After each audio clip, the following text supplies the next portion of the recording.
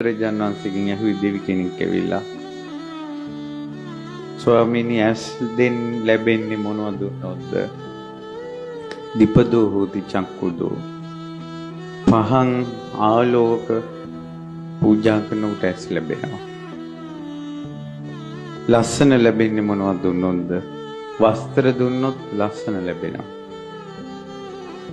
ඊට පස්සේ හුවා සැපේ ලැබෙන්නේ මොනවද දුන්නොත්ද?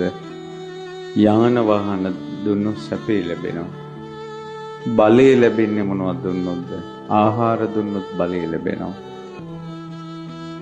මේ ඔක්කොම පින් ලැබෙන්නේ මොකක් දුන්නොත්ද?